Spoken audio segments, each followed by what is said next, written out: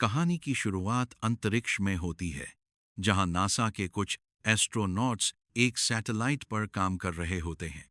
यह सैटेलाइट हेस्ट 157 Hubble space telescope होता है। इस मिशन को लीड कर रहे होते हैं मैट कोवाल्स्की, जो हमेशा मजाक करते रहते हैं और अपनी जिंदगी की एक ही कहानी बार बार सुनाकर सबको बोर कर देते हैं। इसी मिशन पर उनके साथ मौजूद होती हैं रयान स्टोन, जो इस काम की स्पेशलिस्ट हैं और पहली बार अंतरिक्ष में आई हैं। जमीन पर ग्रेविटी में काम करने की आदत होने की वजह से उन्हें ज़ीरो ग्रेविटी में काम करने में काफी परेशानी हो रही होती है। ये सभी पिछले एक हफ्ते से इस मिशन पर काम कर रहे होते हैं और अब लगभग अपना काम पूरा करने ही वाले होते हैं। कोवाल्स्की स्टोन से पूछते हैं कि उन्हें अंतरिक्ष में सबसे अच्छी चीज क्या लगी। इस पर स्टोन जवाब देती हैं, खामोशी, क्योंकि अंतरिक्ष में कोई आवाज नहीं होती। लेकिन तभी अचानक पृथ्वी से एक इमरजेंसी मैसेज आता है कि मिशन को तुरंत बंद करो, सैटेलाइट से अलग होकर फॉरेन स्पेसशिप में लौटो और धरती पर वापस आ जाओ। दरअसल रूस ने अपनी एक खुफिया सैटेलाइट को मिसाइल से नष्ट कर दिया होता है ताकि उसका डेटा किसी और के हाथ न लगे। इस धमाके से अंतरिक्ष में बहुत सारा मलबा फैल जाता है। जैसे ही वे वापस लौटने की तैयारी कर रहे होते हैं, तभी वही तेज रफ्तार मलबा उनकी तरफ आता है।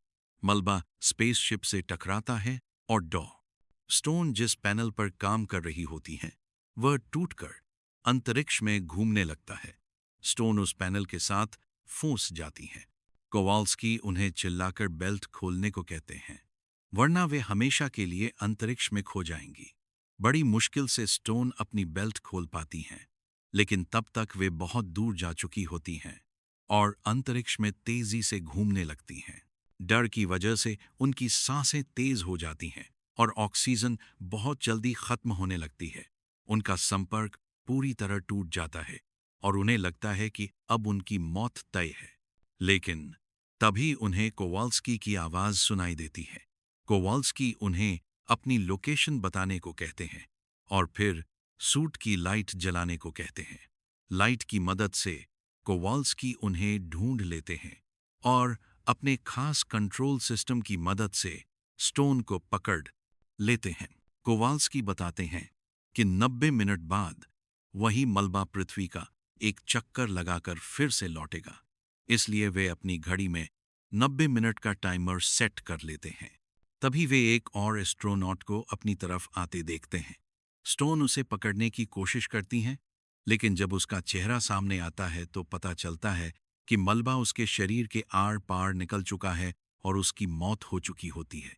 आखिरकार दोनों किसी तरह अपनी स्पेसशिप तक पहुंचते हैं, लेकिन वहां पहुंचकर देखते हैं कि मलबे ने पूरी स्पेसशिप तबाह कर दी है और बाकी सभी क्रू मेंबर्स मर चुके हैं। अब कोवाल्स्की फैसला करते हैं कि उन्हें यहां से 1450 किलोमीटर दूर इंटरनेशनल स्पेस स्टेशन तक जाना होगा, क्योंकि वहीं से धरती पर लौटने का एकमात्र रास्ता बचा है। दोनों अपनी जान जोखिम में डालकर वहां की ओर निकल पड़ते हैं। रास्ते में डॉक्टर स्टोन का ऑक्सीजन सिर्फ 1% रह जाता है और कोवाल्स्की के सूट का फ्यूल भी खत्म होने लगता है। जब वे स्टेशन तक पहुंचते हैं तो पता चलता है कि स्टेशन भी बुरी तरह क्षतिग्रस्त हो चुका है। लैंडिंग के लिए जरूरी पैराशूट खराब हो चुका होता है। कोवाल्स्की बताते हैं कि अब उन्हें यहां से चीनी स्पेस स्टेशन तक जाना होगा, क्योंकि वहीं मौजूद कैप्सूल की मदद से पृथ्वी पर वापस लौटा जा सकता है। यह कैप्सूल एक तरह का पॉड होता है, जिससे अंतरिक्ष में एक जगह से दूसरी जगह ट्रैवल किया जाता है।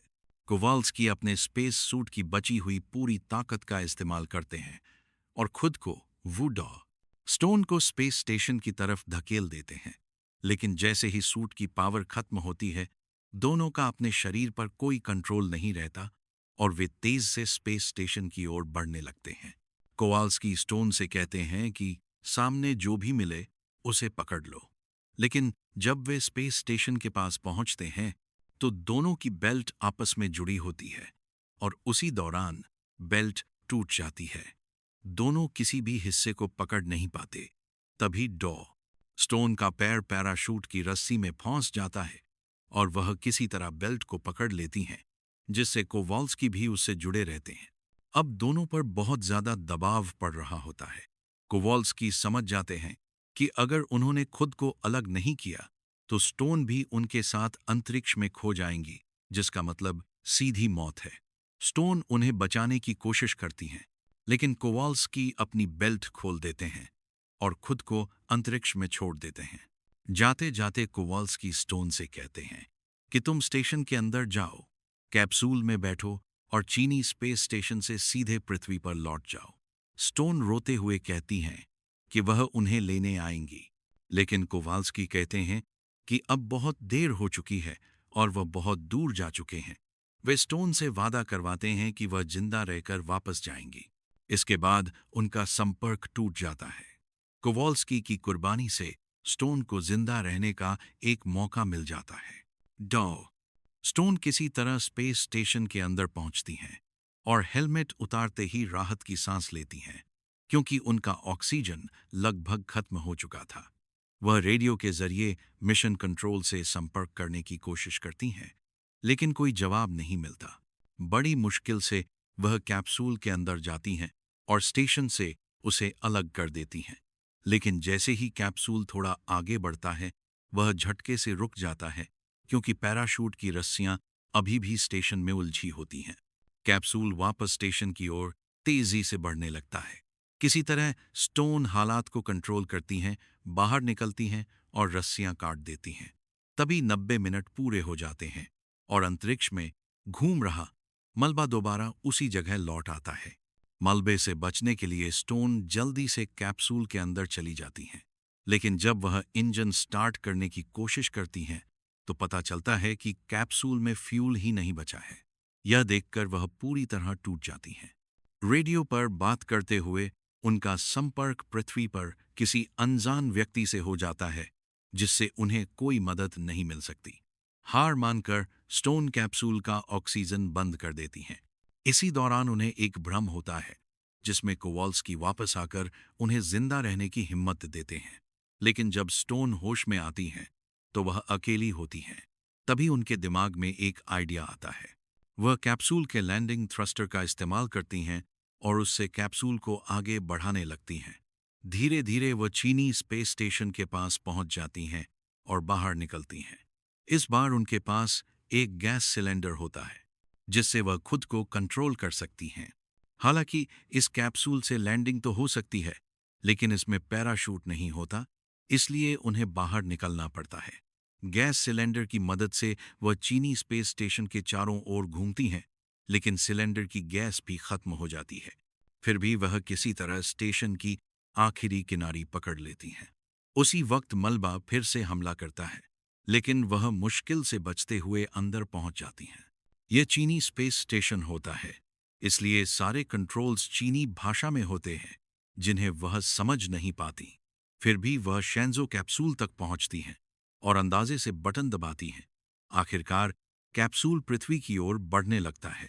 जब कैप्सूल पृथ्वी के वायुमंडल में प्रवेश करता है तो जबरदस्त गर्मी पैदा होती है, लेकिन अंत में वह सफलतापूर्वक पृथ्वी पर उतर जाता है। कैप्सूल समुद्र में गिरता है और धीरे धीरे डूबने लगता है। डॉ स्टोन किसी तरह कैप्सूल से बाहर निकलती हैं, लेकिन स्पेस सूट की वजह से ऊपर नहीं आ पाती। बड़ी मेहनत से वह सूट उतारती हैं और आखिरकार पानी की सतह पर आ जाती हैं। तैरते हुए वह किनारे तक पहुंचती हैं और जमीन पर कदम रखते ही जिंदा होने का एहसास करती हैं। इसी के साथ फिल्म खत्म हो जाती है।